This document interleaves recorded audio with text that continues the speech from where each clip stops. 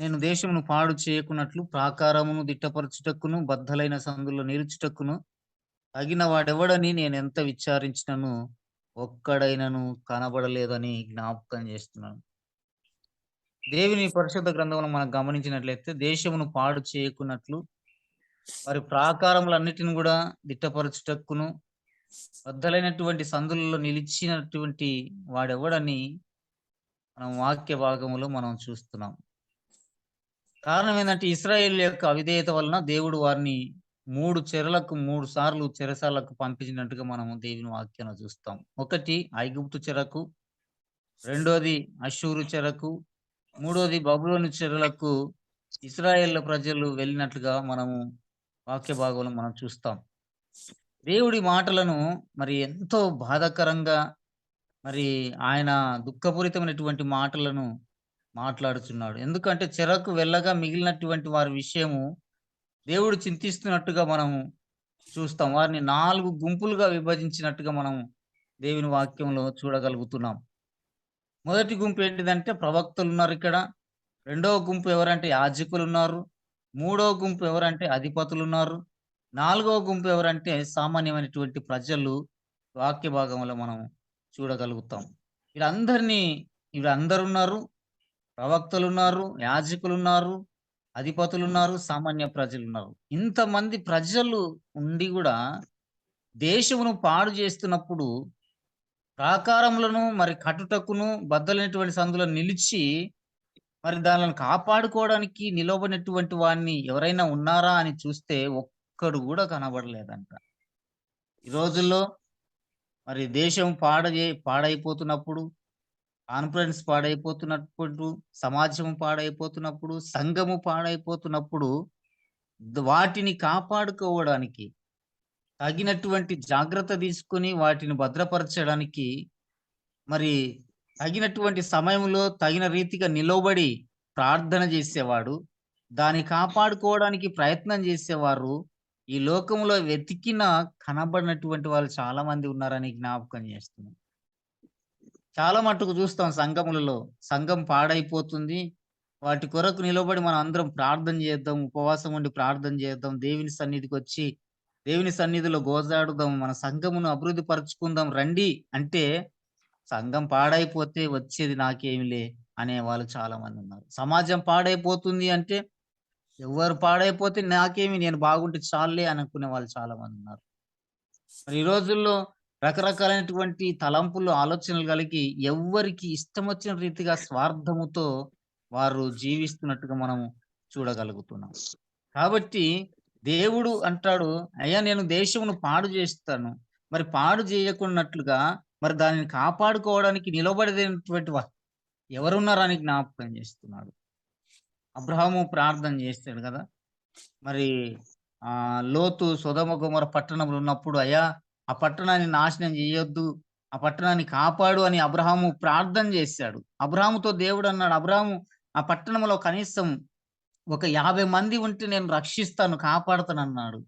వెతికితే 50 మంది గూడా లేరు. చివరికి 20 మంది ఉన్నారా అంటే అక్కడ 20 లేరు. 10 ఉన్నారా అంటే 10 లేరు. దేవుడు కొద్ది కొద్దిగా తగ్గించుకుంటూ సంఖ్యను తగ్గించుకుంటూ వచ్చినా ఆ ప్రాంతములో వెతికినా దొరకనటువంటి వాళ్ళు ఉన్నారు. అందుకే ఆ పట్టణాన్ని సొదొమ గొమొర్రా పట్టణాన్ని దేవుడు నాశనం చేశాడు.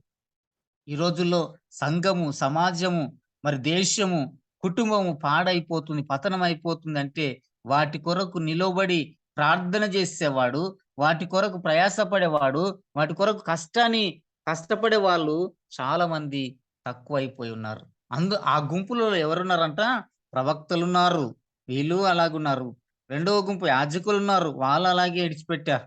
మూడవ గుంపు అధిపతులున్నారు. వాళ్ళు గూడా నాకేం పట్టిందిలే అనుకున్నారు.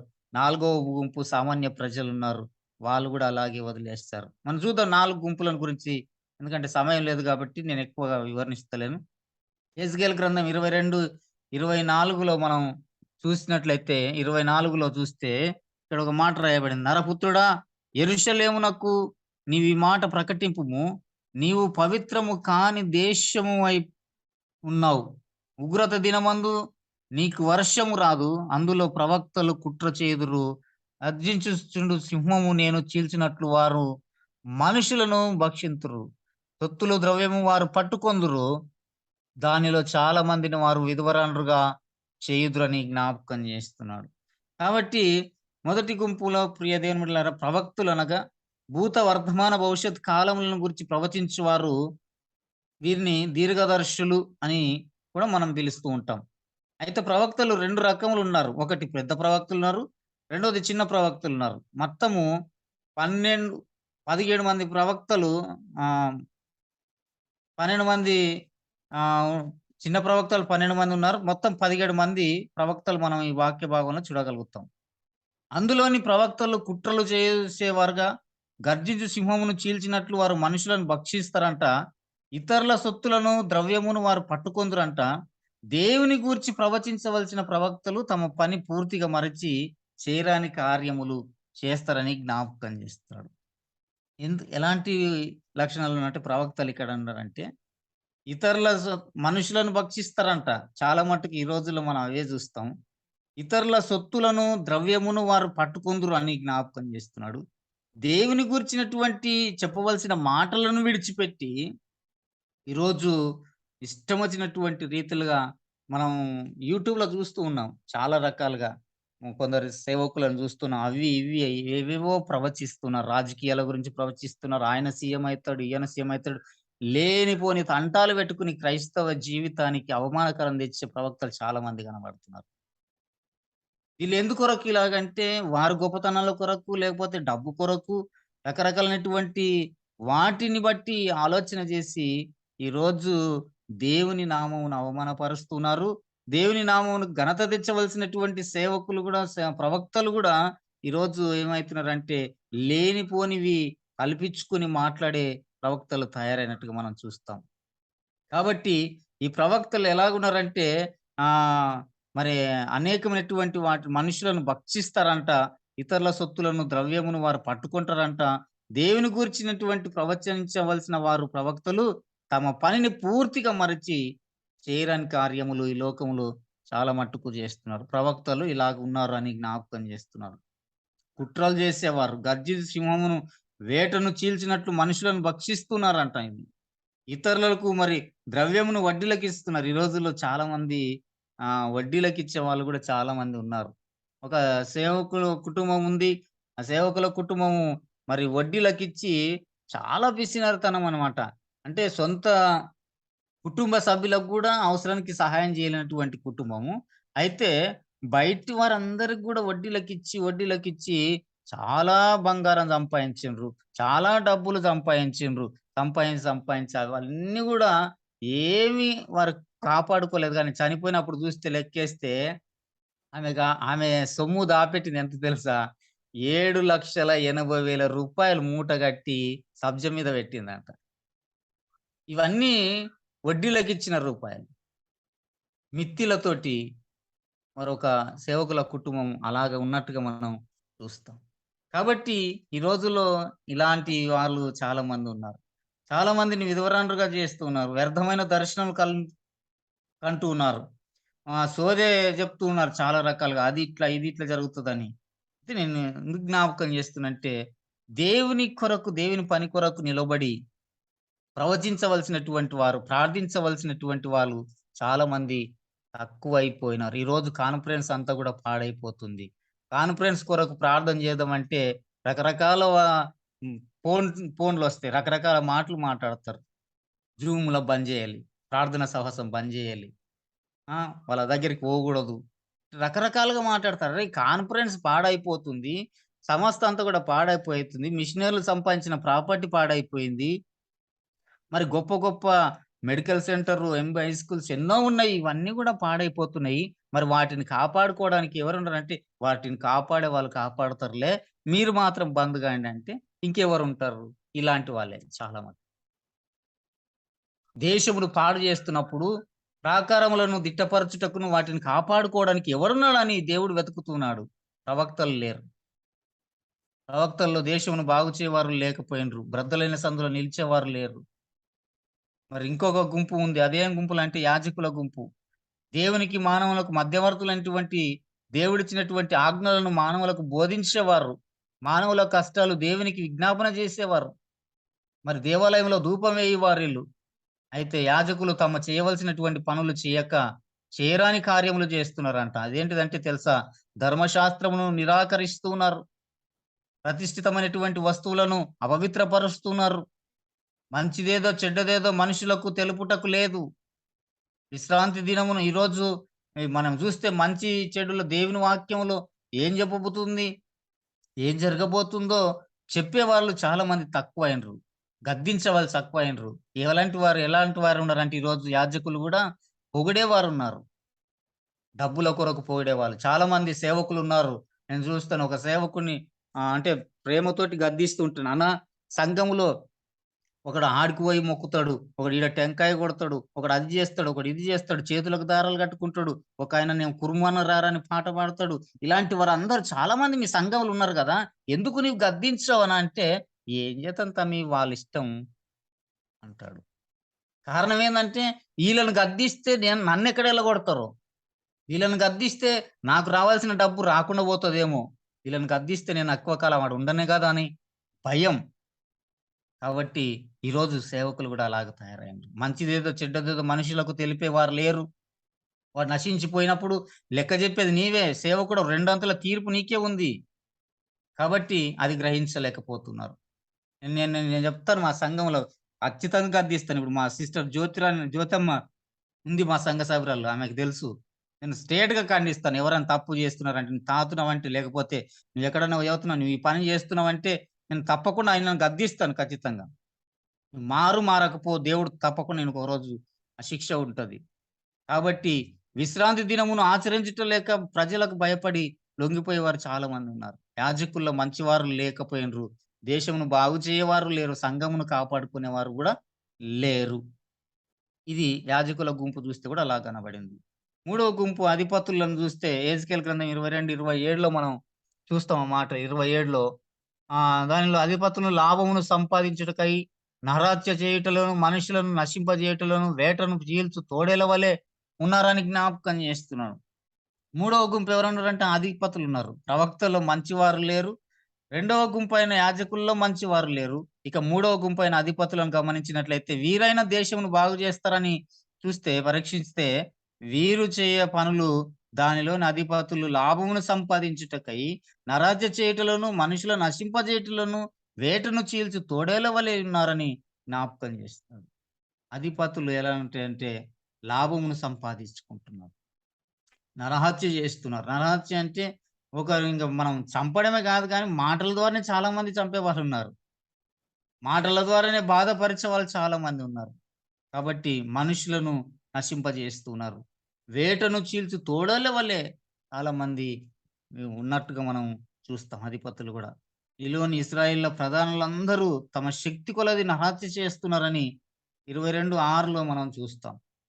కాబట్టి నీవు పుచ్చుకొని నా అన్యాయ లాభమును నీవు చేసిన నరహత్యలను నేను చూచి నా చేతులను చరచుకొనుచున్నాను అని యెహెజ్కేలు గ్రంథం 22:13 అంటాడు. అందుకే అధిపతుల్లో కూడా దేశమును బాగు చేయవారు లేరు. నాలుగో గుంపైన సామాన్య ప్రజలను కూడా మనం గమనించినట్లయితే ఇంకో గుంపు ఉంది. నేను జ్ఞాపకం చేసి ముగిస్తాను చివరిగా. ఎందుకంటే నేను క్లుప్తంగా జ్ఞాపకం చేస్తున్నాను వర్ణించలేను గానీ, దేవుని వాక్యంలో మరి యెరూషలేము ప్రాకారములను కట్టేవాడు ఎవరున్నారని దేవుడు చూసినప్పుడు, వెతికినప్పుడు ఈ 4 గుంపులు అక్కడ ఉన్నాయి గానీ వారు ఎలాంటి వారున్నారో ప్రవక్తలు సరిగ్గా లేకపోయిండ్రు. మరి అంతే గాకుండా యాజకులు సరిగ్గా లేకుండా పోయిండ్రు. అధిపతులు గూడా సరిగ్గా లేకుండా పోయిండ్రు. ఇంకొక నాలుగో గుంపు ఉంది. వీళ్ళెలాంటి వారున్నారంటే 22లో మనం చూస్తాం. సామాన్య ప్రజలు అనగా మామూలుగా ప్రజలు వారు పెద్ద ధనవంతులు గాదు గానీ నిష్ట దరిద్రులైనటువంటి ప్రజలీళ్ళు. మరి ఈ సామాన్య ప్రజలు చేయించుకునే కార్యాలు ఎలాగున్నవంటే వీళ్ళు గూడా ఏం చేస్తున్నారంటే బలాత్కారం చేస్తున్నారంట. దీనులను, దరిద్రులను హింసిస్తున్నారంట. అన్యాయం జేస్తున్నారు. పరదేశులను బాధిస్తున్నారని జ్ఞాపకం జేస్తాడు. వాక్యం ఈ రీతిగా చెప్తుంది ఏందంటే, పరదేశిని విసికించవద్దు, బాధింపవద్దు. మీరు ఐగుప్తు దేశంలో పరదేశులుగా ఉంటిరి. కాబట్టి విధవరాలైన దిక్కులేని పిల్లలను బాధ పెట్టకూడని నిర్గమకాండంలో మనం జూస్తాం. ప్రవక్తలు, యాజకులు, అధిపతులు, సామాన్య ప్రజలు ఎవ్వరును దేశమును బాగు చేసేవారు గూడా లేకపోయారు. అందుకే దేవుని వాక్యంలో జూస్తే చాలా మట్టుకు ప్రియ దేవుని బిడ్డలారా, సామాన్యమైనటువంటి ప్రజలు గూడా వారిలో ఒక ఆలోచన ఉంటది. రకరకాల తలంపులు కలిగి ఉంటారు సంఘంలో. రకరకాల ఆలోచనలు కలిగి ఉంటారు. కాబట్టి వాడొస్తే నాకు అధికారం లేకుండా పోతదేమో, వీడొస్తే నాకు ఇది లేకుండా పోతదేమో అని అనేకమైన తలంపులు, ఆలోచనలు కలిగి ఉంటారు. కాబట్టి మరి దేవుని వాక్యంలో మనం జ్ఞాపకం చేసుకుంటే, మరి దేవుని నీతిమంతుడు లేడు, ఒక్కడును లేడు. అందరూ పాపం చేసి దేవుడు అనుగ్రహించి మహిమను పొందలేకపోతున్నారని దేవుని వాక్యంలో మనం చూసినట్టుగా, ఈ లోకంలో మరి ఎవ్వరు గూడా నీతిమంతులుగా కనబడలేకపోయినరు. ఎవరు గూడా మరి దేశాన్ని కాపాడుకునే వారు నిలబడే వారు లేరు. ఎవరు గూడా సంఘములు పాడైపోతుంటే కట్టేవారు లేరు. సమాజం పాడైపోతుంటే కాపాడుకునేవారు లేరు. కుటుంబం పాడైపోతుంటే దేవుని సన్నిధిలో నిలబడి కాపాడుకునే వాళ్ళు ఎవరు గూడా లేకపోయినరు. కాబట్టి ఎవరును మంచివారు లేరు. అలాగైతే మనల్ని రక్షించేవారు ఎవరని ఒకవేళ జ్ఞాపకం చేసుకుంటే, ఏదైతే మానవునికిని నీతి, న్యాయం జరిగించలేకపోయానో దాన్ని క్రీస్తు మన కొరకు సమాధానము, సంతోషము, న్యాయము జరిగించినట్టుగా మనం చూస్తాం. కాబట్టి ఈ సమయంలో ఒకవేళ మన జీవితంలో గూడా ఈ 4 గుంపులు కలిగినటువంటి వాళ్ళం. ఎవరంటే ఒకటి ప్రవక్తలున్నారు, యాజకులున్నారు, అధిపతులున్నారు, సామాన్యమైనటువంటి ప్రజలున్నారు. మరి మనం మన సంఘముల కొరకు, మన సమాజం కొరకు, మరి ముఖ్యంగా మన ఎంబీ కాన్ఫరెన్స్ కొరకు ప్రార్థించేవాళ్ళు, దీని కొరకు ప్రయాస పడేవారు, దీని కొరకు నిలబడేవారు ఎవరైనా ఉన్నారా అని ఆలోచన నేను చాలా సార్లు అనుకుంటాను. మనం ఈ వాట్సాప్‌లో రకరకాలైనటువంటి కామెంట్స్ పెడతారు. దాన్ని ఎదిరించి తట్టుకునేవాడు ఎవరున్నారంటే 'స్టాంటన్ జేమ్స్' అని ఒక్కడే తట్టుకుంటాడు. ఒక్కడే కౌంటర్ ఇస్తూ ఉంటాడు. ఒక్కడే మాట్లాడుతూ ఉంటాడు. మరి ఎవ్వరు గూడా చాలా మట్టుకు రాలేకపోతారు. ఎవరు గూడా కౌంటర్ ఇయ్యలేకపోతారు. ఎవరు గూడా మాట్లాడలేకపోతున్నారు చాలా సార్లు. అన్యాయంగా మాట్లాడేవారు, ఈ లోకంలో పదవుల కొరకు ఆశపడి మాట్లాడేవాళ్ళు, డబ్బు కొరకు ఆశపడి మాట్లాడేవాళ్ళు చాలా మంది ఉంటున్నారు. కాబట్టి దేవుని పని కొరకు నిలబడగలిగినటువంటి వాళ్ళు చాలా తక్కువ కనబడుతున్నారు. నిజంగానే ఈ రోజుల్లో సమాజమంతా పాడైపోతుంది. కాన్ఫరెన్స్ పాడైపోతుంది. మిషనరీలు ఆ దినములలో వారెంతో త్యాగపూరితమైన సేవ చేశారు. వారు మన భారతదేశానికొచ్చి ఆకలి దప్పులు కొని ఎన్నో కష్టాలు పడి సేవ చేశారు. చివరికి వారు కొన్నిసార్లు కొందరు అమ్మగారులు చనిపోయినప్పటికిని గూడా వారిని పాతిపెట్టారు.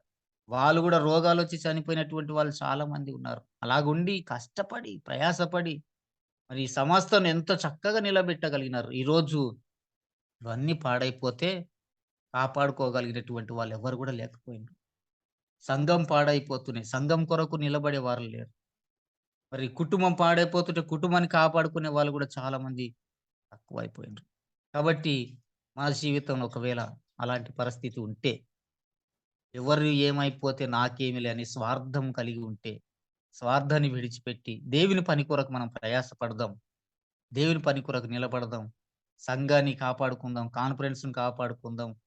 అందరం కలిసి దేవుని పని కొరకు నమ్మకంగా జీవించాలని జ్ఞాపకం చేస్తూ, దేవుని మాటలు దీవించి ఆశీర్వదించును గాక. ఆమేన్.